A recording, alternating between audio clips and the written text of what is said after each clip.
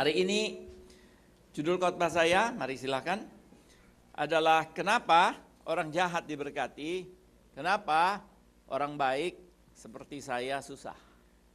Kenapa orang yang brengsek menikmati sukacita, damai sejahtera, dilimpahi dengan berkat. Kenapa orang-orang baik-baik seperti saya kok susah? Dan kita akan melihat dari satu buku namanya Mazmur pasal 73. Saya mengundang Bapak dan Ibu untuk membacanya bersama-sama. Ada beberapa ayat yang kita akan baca bersama-sama. Ayat 1 Bapak dan Ibu baca dengan suara keras, nanti saya akan baca ayat yang kedua. Mazmur Asaf 1, 2, 3. Mazmur Asaf. Sesungguhnya Allah itu baik bagi mereka yang tulus hatinya, bagi mereka yang bersih hatinya. Tetapi aku sedikit lagi maka kakiku terpleset, nyaris aku tergelincir. Kenapa terpleset? Kenapa tergelincir? Karena aku nggak ngerti, aku bingung. Dunia ini kok nggak adil ya? Ayat 3. Bapak Ibu baca. 1, 2, 3. Sebab aku cemburu kepada pembual-pembual kalau aku melihat kemujuran. Ayat 4 saya akan baca. Sebab kesakitan tidak ada pada mereka, sehat dan gemuk tubuh mereka. Ayat 5.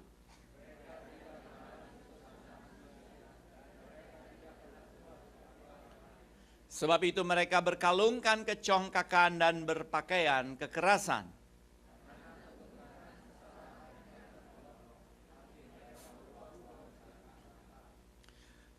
Ayat 12. Sesungguhnya itulah orang-orang fasik.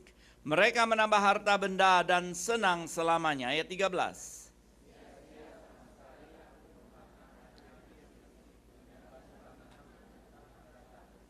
Ayat 14 bersama-sama. Namun sepanjang hari aku kena tulah dan kena hukum setiap pagi.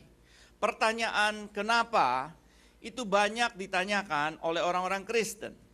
Asaf bertanya dan pertanyaannya itu ada emosi.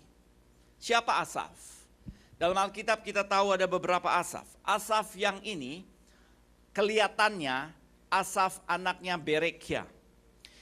Siapa Asaf anak Berekia? Dia diatur, ditugaskan untuk mengurus praise and worship di dalam bait Allah. Jadi dia adalah majelis pembina praise and worship. Dia juga pemimpin pujian. Dia worship leader yang mengangkat pujian daripada umat agar supaya Allah membuka jalan dan hadir di atas pujian daripada umatnya. Asaf orang yang menurut saya rohani. Rasanya tidak salah Raja Daud memberi dia nama sebagai sang pelihat. Sang pelihat artinya orang yang bisa melihat ke masa depan. Nah, orang yang rohani ini, orang yang bisa melihat ke masa depan, orang yang seperti Nabi ini, yang imannya bukan iman anak-anak, yang bukan baru saja bertobat ikut Tuhan. Pernah orang ini heran dan tanya, Tuhan, kenapa orang jahat hidupnya enak? Kenapa orang baik seperti saya hidupnya susah? Bapak Ibu Saudara mungkin punya pertanyaan semacam ini. Dan setiap kali ada pertanyaan semacam ini akan muncul satu emosi, satu kemarahan. Marah sama siapa? Marah sama keadaan, tapi juga bisa marah kepada Tuhan. Ada satu ayah, dia punya bayi 3 bulan, dia gendong bayi, dia rawat bayi, tapi pada saat yang bersamaan dia juga harus bebek. Lagi seru-seru bebek, kirim SMS, terima SMS, babynya nangis. Jadi dia bilang sama bayi 3 bulan ini, diem tong. Babynya nangis terus. Dia bilang, diem, papa lagi repot. Babynya lagi seru. Karena baby ini tidak mengerti, baby ini nangis terus, mulai timbul kemarahan. Dan dia bilang, diam. Dan baby ini nangis terus, dan babynya lagi seru, lagi banyak hal-hal yang lucu yang dia harus jawab sekarang ini. Dan mulai muncul emosi yang besar, mulai muncul kemarahan yang besar. Dia angkat babynya, dia goyang babynya, dan bilang, papa bilang diam. Nah, anak kecil 3 bulan digodok seperti begitu, bukannya diam, dia ngamuk. Dan waktu dia ngamuk dalam puncak kekesalan daripada bapak ini, dia lempar baby itu ke atas divan. Di atas divan, nggak atas lantai. Baby itu diam. Dia teruskan BB-nya. Dan kemudian dia mau gendong babynya lagi. Dan didapatkan bahwa bayinya meninggal dunia. Leher patah. Bapak Ibu Saudara sekalian, marah bisa muncul dan tidak bisa kita menguasai diri sendiri. Kita tidak bisa menguasai diri sendiri pada waktu kita marah. Saya rasa Bapak dan Ibu masih ingat anak perempuan ini. Beberapa waktu yang lalu dia ada di koran-koran ibu kota, namanya Livia. Dia mahasiswi BINUS. Dia anak sederhana, dia naik angkot.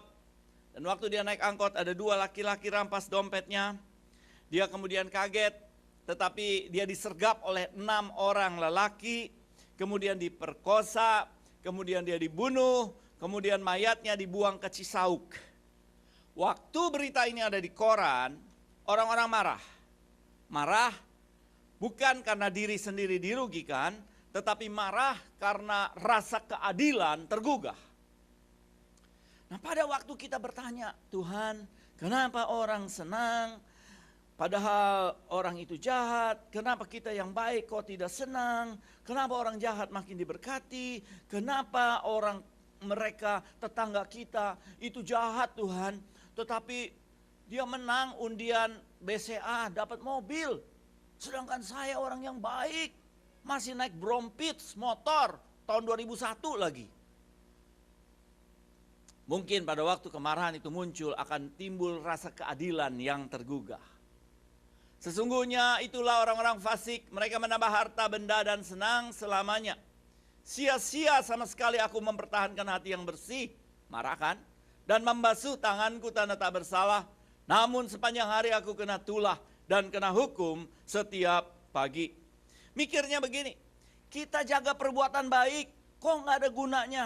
Kita baca Alkitab, kita berdoa, kita rajin ke gereja, kok nggak ada gunanya. Dalam situasi seperti ini, firman Tuhan bilang, jangan marah. Jangan marah.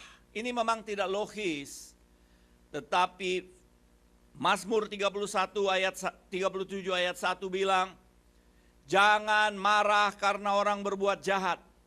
Jangan iri kepada orang yang berbuat curang. Saudara, kalau saudara marah, itu nggak enak. Nggak enak, saudara. Coba saudara bayangkan waktu saudara sedang marah, kemudian teman baik saudara itu berikan kepada saudara es krim Häagen-Dazs yang paling enak. Saya percaya kalau saudara lagi marah, dikasih es krim, saudara bisa marah sama teman lagi. Apa-apaan kasih es krim, sana. Padahal itu es krim yang enak. Waktu marah, firman Tuhan bilang, percaya saja sama Tuhan. Jangan marah, jangan marah. Percaya saja kepada Tuhan.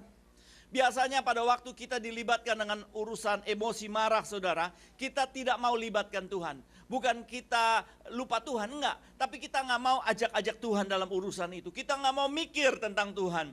Tuhan ada di situ, saya katakan, sekalipun kita sedang marah. Tuhan Yesus bilang, aku menyertai engkau senantiasa.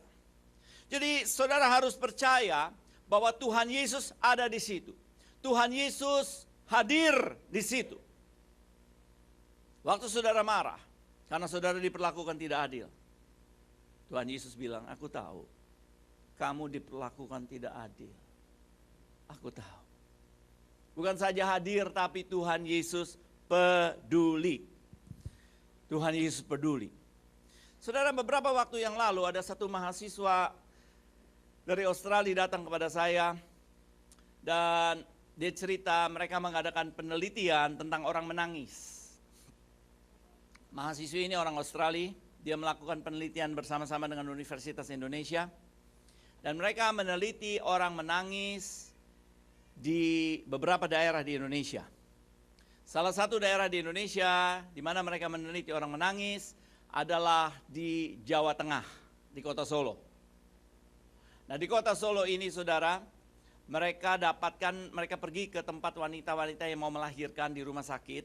Kemudian mereka bicara dengan wanita itu, biasanya katanya kalau mau melahirkan sakit dan saking sakit bisa keluar air mata. Tapi nyonya-nyonya di Solo waktu mereka mau melahirkan sakit, nangisnya gini. Pelan-pelan nangisnya. Dan mahasiswi ini tanya, kenapa nangisnya kok pelan-pelan? Dan ibu itu bilang, aku malu, di luar ada suamiku, aku izin. Dan dia melakukan penelitian lain, dia melakukan penelitian di Pulau Saumlaki, di Maluku sana. Di Pulau Tanimbar, kalau orang mau melahirkan, dia nangis nggak boleh pelan-pelan, saudara. Dia boleh nangis sekencang-kencangnya. Bukannya itu saja, tetangga boleh ikut nangis, ibunya boleh ikut nangis. Semua rame-rame di dalam kamar mau melahirkan dan bilang, aduh kasihan, kasihan, kasihan. Jadi orang menangis macam-macam ekspresinya. Bapak Ibu mungkin masih ingat waktu ex-presiden daripada Korea Utara namanya Kim Jong-il. Waktu dia mati, wah seru benar, orang semua disuruh nangis. Semuanya nangis. Di televisi dikasih lihat, anak kecil, orang besar, orang tua, encim-encim, pempes, semua nangis. Saudara, saya mau kasih tahu bahwa menangis ada dua cara. Ada satu menangis dengan muatan emosi, ada menangis tanpa muatan emosi. Kalau saudara disuruh nonton film lucu-lucu, saudara ketawa-ketawa bisa nangis kan? Waktu saudara ketawa-ketawa nangis, air mata saudara diambil, kemudian diperiksa di laboratorium, isinya cuma air sama garam. Nggak ada apa-apa.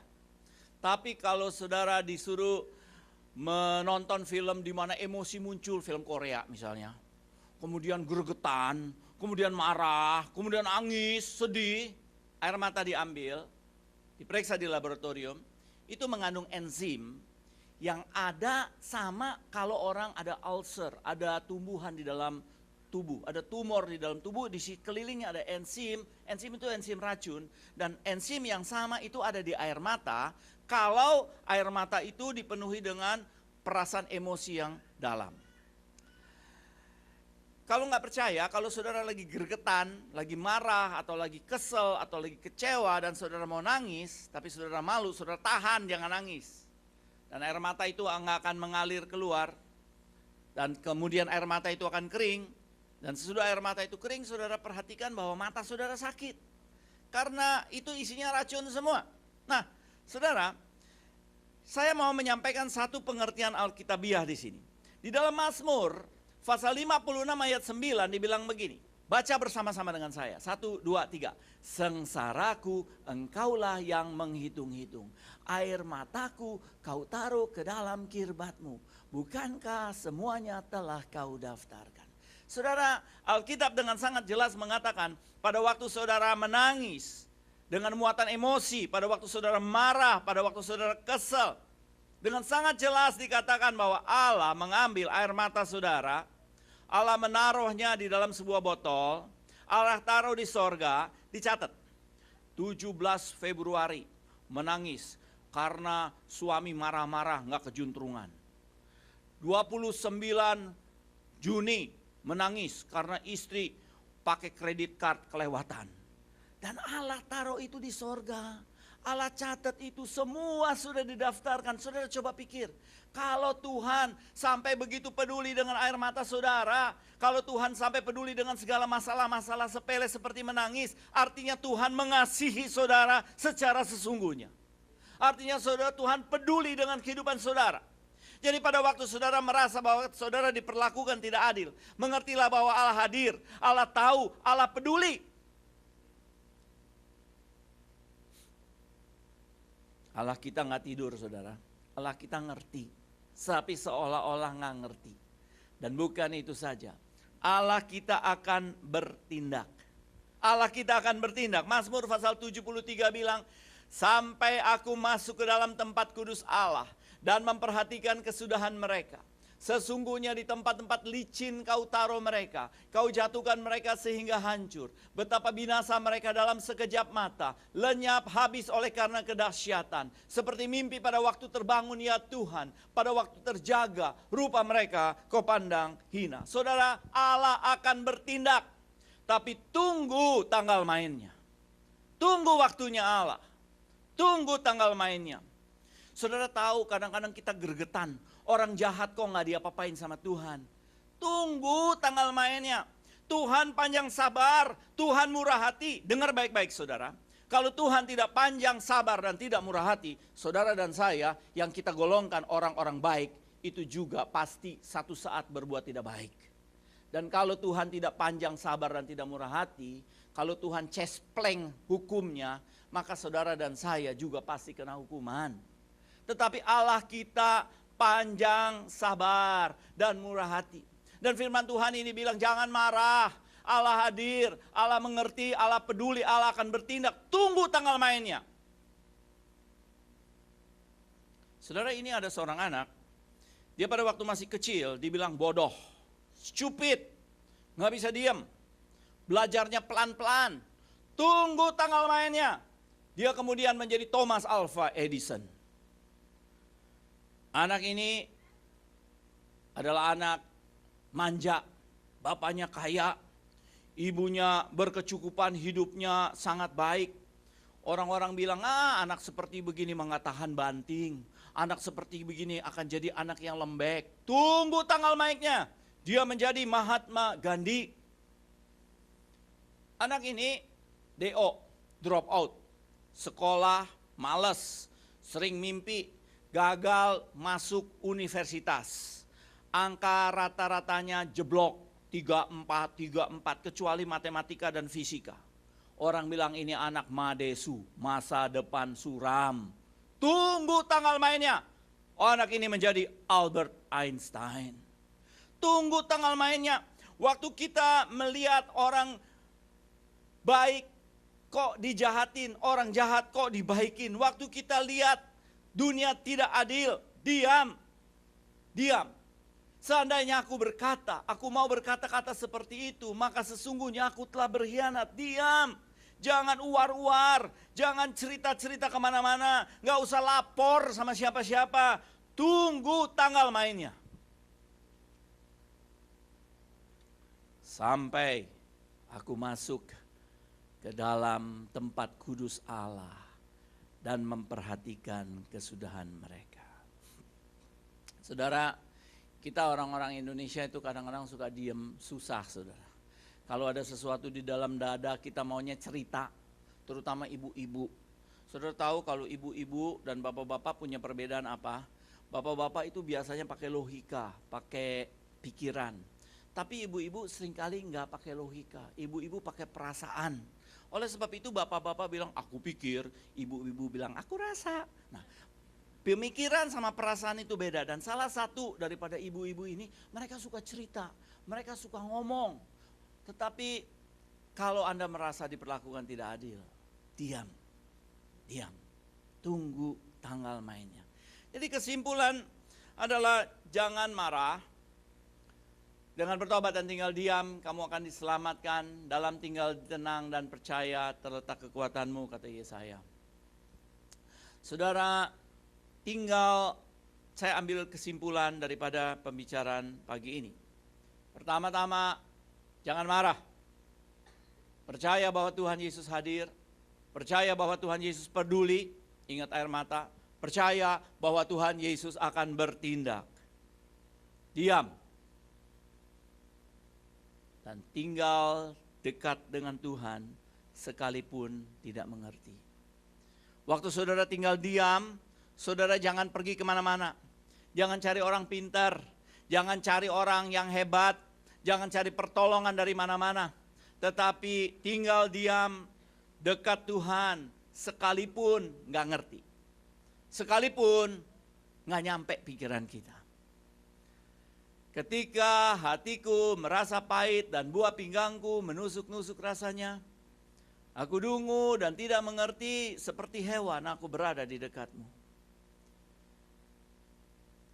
Kadang-kadang kita harus seperti hewan berada di dekat Tuhan. Saudaraku, saya punya satu anak perempuan yang suka sekali sama anjing. Saya nggak suka anjing, saudara. Kalau ada anjing dekat, saya suka tendang. Tapi anak perempuan saya ini punya satu anjing namanya Lucky. Jelek anjingnya, anjing kampung. Dia sayang sekali sama ini anjing. Ini anjing, saudara, dia kalau orang kalau ada kita suka ketemu orang yang gigi atasnya maju ke depan, kita sebut tonggos. Tapi ini anjing nggak tonggos, ini anjing bawahnya yang maju ke depan, saudara. Jadi apa, nyame, apa begitu namanya, saudara. Maju ke depan, anjingnya jelek, saudara. Tapi ini anak perempuan saya, Stephanie, sayang sama ini anjing. Kalau dia pulang sekolah, ini anjing selalu dekat sama dia. Kalau dia tidur malam, ini anak perempuan ini tidur di kamar, ini anjing tidur di depan kamarnya. Satu waktu ini anjing hilang, saudara. Buka pintu, dia kabur, kemudian hilang.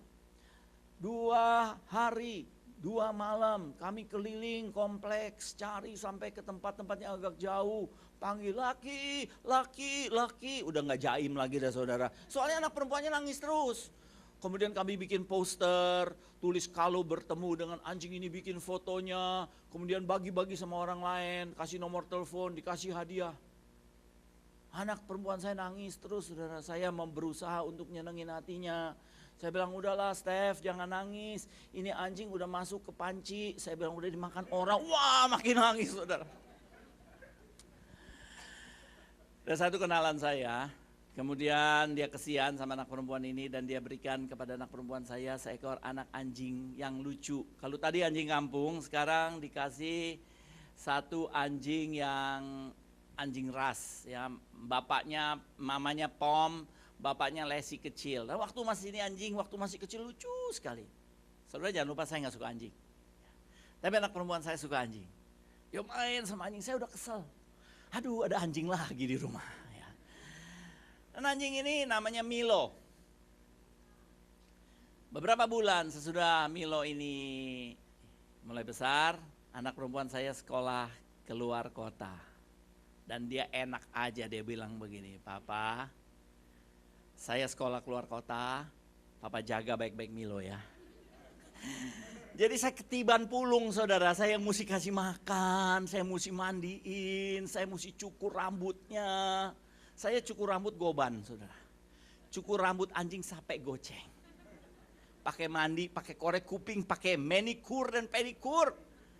Saya mesti jaga ini anjing. Tapi saudara, karena anak-anak pergi, kemudian saya tinggal sendiri di rumah, kemudian cuma ada anjing. Lama-lama hubungan sama anjing jadi manis. Lama-lama sayang, saudara, sama anjing. Sayang sama anjing ini. Kalau saya pulang kantor, mungkin ada saudara-saudara tidak tahu bahwa istri saya bekerja di Singapura. Kami bertemu pada weekend, dia berusaha untuk pulang pada waktu weekend, atau kalau nggak saya pergi ke sana. Jadi kalau dia bekerja di Singapura, saya ada di Jakarta, ya saya sama anjing. Nah, akibatnya hubungan akrab baik sama anjing ini. Manis, dia kemana-mana dia ikutin saya. Satu hari dia sakit. Dia pincang, kelihatan menderita. Jadi saya telepon dokter hewan. Saya bilang sama dokter hewan, saya punya anjing sakit. Dia bilang bawa aja kemari. Kenapa kakinya nggak tahu patah, nggak tahu sengklek nih kakinya. Nah, dibawa ke sana, kemudian anjing ini anjing galak. Galak sekali. Kami di rumah ada pagar, kemudian kami punya bel ada di dalam pagar. Kalau ada orang masukin tangan bel, itu tinggi, saudara, kira-kira 2 meter. Itu anjing bisa loncat, saudara. Sudah 2 orang digigit. Ini anjing galak sekali.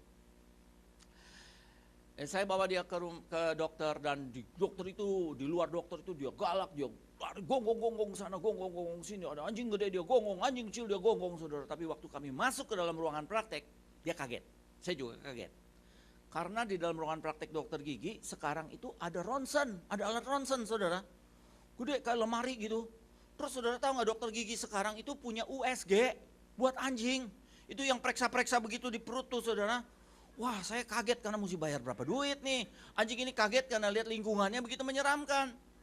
Dan anjing ini anjing galak. Tapi pada waktu dia di ronsen, saudara, pada waktu dia ditaruh di atas meja ronsen, saya melihat bahwa tiba-tiba ini anjing nggak ngerti, ini anjing galak, ini anjing mau marah. Tetapi berada di atas meja ronsen, tiba-tiba dia diam. Dia diam. Dia nggak ngerti, tapi dia diam. Seperti hewan, aku berada di dekatmu. Dan pada waktu saya melihat anjing ini diam di sana, seolah-olah ini anjing bilang begini kepada dirinya sendiri, aku nggak ngerti nih, aku serem nih, aku takut nih. Tetapi aku tahu di sini ada bosku yang sayang kepada aku. Pada waktu saya melihat anjing itu berada di atas meja ronsen, ayat ini menjadi rema buat saya. Ketika hatiku merasa pahit dan buah pinggangku menusuk-nusuk rasanya, aku dungu dan tidak mengerti. Seperti hewan aku berada di dekatmu. Kalau kita teruskan ayat ini, tetapi aku tetap di dekatmu. Engkau memegang tangan kananku. Dengan nasihatmu engkau menuntun aku dan kemudian engkau mengangkat aku ke dalam kemuliaan. Tinggal diam di depan Tuhan, saudara.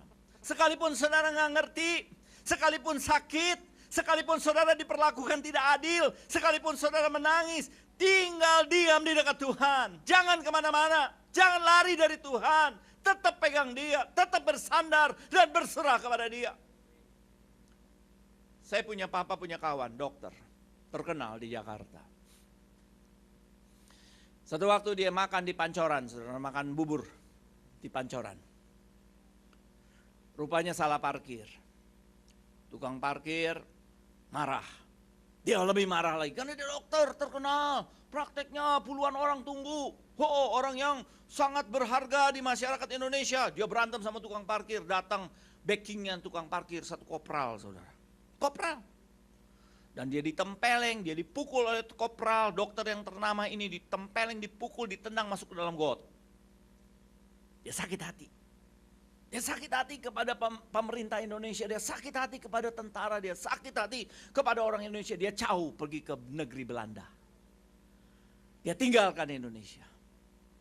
Saya bertemu dengan dia, udah tua, orang berkecukupan, dokter yang terkenal di sana. Saya tanya pertanyaan ini, Om, seneng gak tinggal di Belanda?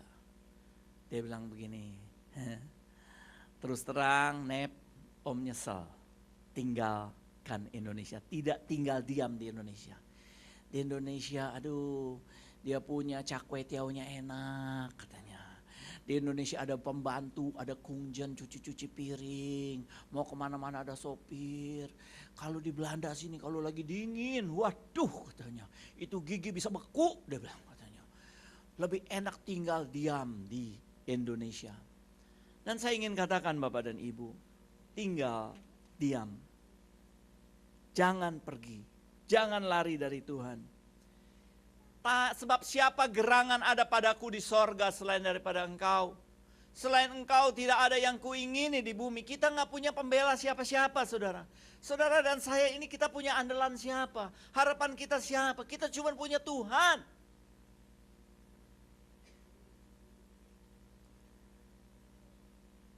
David dan Svea Flat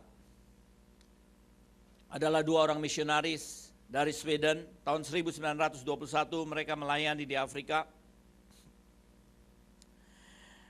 Mereka pergi masuk ke satu daerah namanya Belgian Congo. Misionaris. Pekerjaan misionaris adalah menginjil, cari jiwa. Mereka bawa anak kecil umur 2 tahun. Pelayanan sangat berat di Belgian Congo. Mereka tinggal di sebuah kampung, tidak boleh masuk kampung. Mereka kafir, harus tinggal di luar kampung. Dan waktu mereka tinggal di luar kampung, mereka tidak pernah bisa menginjil kepada seluruh kampung. Mereka kena sakit malaria, istrinya kena sakit malaria. Mereka cuma bisa melayani, ada satu anak, saudara lihat ini anak hitam, ini anak kecil, ini anak palanya banyak panu, dan anak ini bego. Dia datang ke sana untuk jual telur. Kecil, hitam, panuan, bego. Jual telur kepada David dan Svea Flat. Tiap hari datang bawa telur. Karena cuma dia satu-satunya datang, si kecil, hitam, panuan, bego ini dijadikan murid. Ajar firman Tuhan, ajar cerita Samson, cerita Natal. Hari ini ngerti, besok ditanya, kemarin cerita apa? Nggak ingat. Bego kan? Jadi ini David dan Svea bilang, aduh kami datang jauh-jauh dari Sweden, datang kemari mau melayani Tuhan jadi misionaris di sini. Udah ditolak, nggak boleh masuk kampung, tinggal di sini dapat jiwanya cuma satu, kecil, hitam, panuan, bego. Istri daripada David hamil, kemudian melahirkan. Tapi karena kondisinya jelek, dia meninggal dunia. Anaknya yang perempuan itu diberi nama Enggi. Diberi nama Aina. Dan dia bilang sama Tuhan, Tuhan, saya kecewa sama Tuhan. Dia marah. Dia bilang, Tuhan kan ini bocah Engli. Saya datang dari Sweden kemari untuk melayani Tuhan kan. Untuk bekerja di ladang Tuhan kan. Apa yang saya dapat? Saya dapat satu kampung, gak izinkan saya masuk. Dapatnya jiwa cuma satu, anak kecil kepala hitam, palanya panuan, bego. Gak ada gunanya, istri saya mati. Sekarang saya punya anak perempuan, satu masih bayi. Saya mesti bikin apa? Boceng li. Saya gak mau lagi ke Tuhan. Dia tinggalkan Tuhan, saudara. Dia bilang, mulai hari ini saya berhenti PHK jadi anak Tuhan. Saya gak mau lagi layani Tuhan. Saya sudah serahkan segala-galanya kepada Tuhan. Tapi apa yang saya dapat? Dan anak perempuan ini dia kasih sama satu kenalannya, orang Sweden. Dan dia pulang ke Swedia. Dan mulai saat itu dia hidup sengaja, jahat, berbuat dosa, minum minuman keras, mabok-mabokan, judi, pakai obat dan sebagainya. Terhilang. Setiap kali ada orang ngomong tentang Yesus, marah. Dan anak perempuan ini namanya Aina. Dia kemudian dibesarkan oleh satu keluarga Amerika. Diberi nama, ganti nama Aina, bukan nama Amerika, dikasih nama jadi Egi. Dan anak perempuan ini dibesarkan dalam keluarga Kristen. Jadi orang Kristen, waktu besar dia menikah dengan satu hamba Tuhan, melayani. Tapi dia tahu bapak aslinya itu orang Sweden. Dia tahu kisah daripada bapak aslinya. Satu waktu Egi ada dengan suaminya di London, di negeri Inggris. Dan di situ ada sebuah KKR. Dan ada seorang pendeta kulit hitam yang menjadi pelayan Injil yang khotbah di sana. Dan pelayanannya diurapi oleh Tuhan. Orang-orang Inggris, saudara, kadang-kadang kalau pendeta hitam mereka nggak mau datang. Tapi KKR ini mereka datang berbondong-bondong karena urapan Tuhan sangat dahsyat di situ. Hadirat Tuhan sangat nyata. Dan hamba Tuhan ini khotbah dengan begitu indah. Egi dan suaminya dengar, duduk di depan. Dan kemudian dia dengar juga bahwa orang ini, anak Tuhan ini berasal dari Afrika. Jadi sesudah habis kebaktian, dia datang ketemu ini pendeta. Dan dia mulai tanya-tanya kepada si pendeta itu, saya punya mama meninggal, dikubur di Afrika. Namanya papa saya David, nama mamanya Svea Flat. Dan anak pendeta itu bilang, mereka berasal dari tempat pelayanan namanya Belgian Congo. Betul, kata Egi. Betul. Saya berasal dari Zaire. Oh, lain daerah. Belgian Congo sama Zaire lain. Kemudian pendeta hitam itu bilang, zaman dulu Zaire namanya Belgian Congo. Dan saya berasal dari Belgian Congo. Saya tinggal di sebuah kampung kecil. Dan di luar kampung saya berkemah satu pasang suami istri orang bule. Dan saya tiap hari datang membawa telur jual kepada mereka. Dan mereka cerita kepada saya tentang Kristus. Saya nggak ngerti, saya cuma terima. Tetapi pada waktu saya besar, saya menjadi hamba Tuhan. Saya dapat beasiswa, saya sekarang menjadi gembala. Dan ketua daripada satu sinode di Afrika, jemaat saya 110.000 orang dengan puluhan gereja di Zaire. Dan ini semua akibat daripada pelayanan daripada David dan Svea Flat. Waktu Egi mendengar berita ini, saudara, dia cari bapaknya di Sweden. Dan dia ketemu bapaknya tinggal di sebuah rumah yang seperti gudang, yang gelap dan bapaknya dalam keadaan yang parah, sakit, mau mati. Dan Egi berdiri di depan pintu daripada bapaknya dan bilang, "Papa, ini Aina." Dan papanya bilang, Aina. Dia bilang, "Aina, saya minta ampun, saya minta maaf. Karena saya tidak bisa rawat engkau." Kemudian Aina alias Agi dia bilang, "Tidak, Papa. Tuhan Yesus sudah rawat saya." Dan David marah, dia bilang, "Jangan sebut-sebut nama itu. Jangan sebut nama itu. Nama itu menghancurkan hidup saya." "Tidak, Papa." Dan Egi cerita tentang anak kecil yang kepala hitam, panuan, kurus, bego. Sekarang menjadi satu hamba Tuhan besar, 110.000 jemaat, melayani begitu banyak orang, surga sukacita, topok tangan berkali-kali karena jiwa-jiwa orang kulit hitam dimenangkan. Dan ini semua karena David dan Sveaflat melayani di sana. Singkat cerita saudara, David bertobat ulang. Saudara-saudara, kalau dalam hidup saudara merasa diperlakukan tidak adil, percayalah bahwa Tuhan hidup. Percayalah bahwa Tuhan Yesus hadir. Percayalah bahwa Tuhan Yesus peduli dan Tuhan Yesus akan bertindak. Tapi tunggu tanggal mainnya. Tunggu waktunya Tuhan. Tetap tinggal diam. Jangan tinggalkan Tuhan. Tetap setia. Pegang dia. Dia tidak pernah mengecewakan hidup kita. Mari kita menyanyi lagu yang bilang, saat ku tak dapat melihat jalanmu. Saya mengundang pemain musik, worship leader, maju ke depan. Dan sesudah kita menyanyi lagu ini, saya mau berdoa khusus buat saudara-saudara yang merasa bahwa hidupmu tidak adil. Bahwa dalam hidup ini kelihatannya Tuhan tidak adil.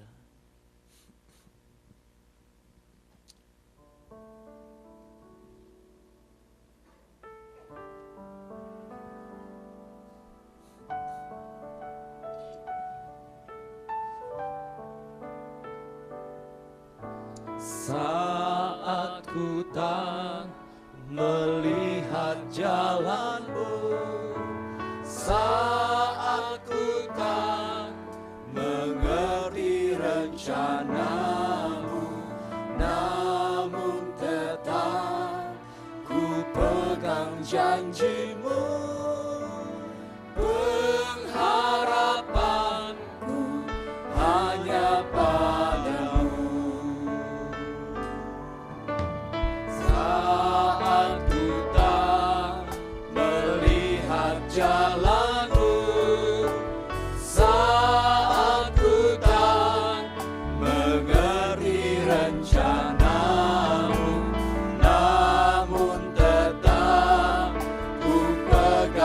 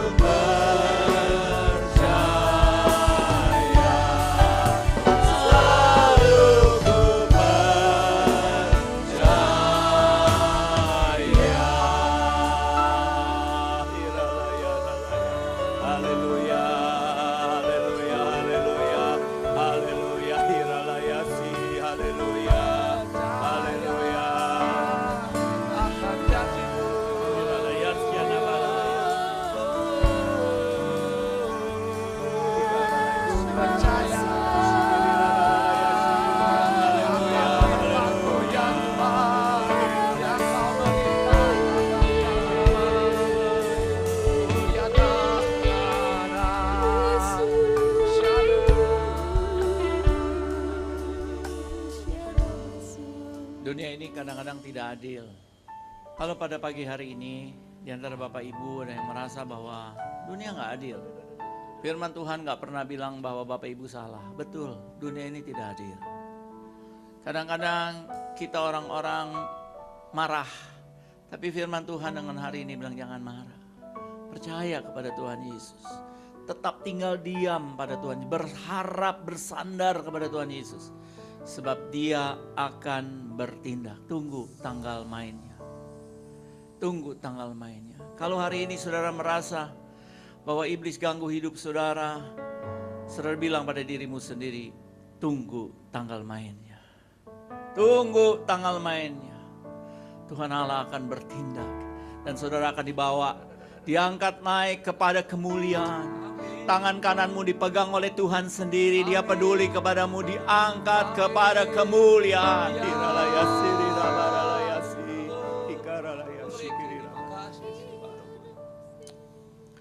Bapak Surgawi, pagi hari ini Tuhan, anak-anak Tuhan ada di dalam ruangan ini. Kami ada pagi-pagi di sini karena kami bersandar dan berharap kepada Tuhan. Kami nggak lagi makan bami di mana-mana Tuhan. Kami nggak lagi cari ada di mall mana. Kami ada di gereja.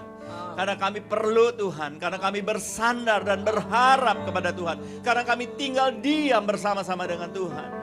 Dan kami tahu satu saat Allah akan bertindak. Allah akan bertindak. Tunggu tanggal mainnya. Pagi ini kami bilang pada Tuhan, kami tetap tinggal diam kepada Tuhan. Kami berserah kepada Tuhan.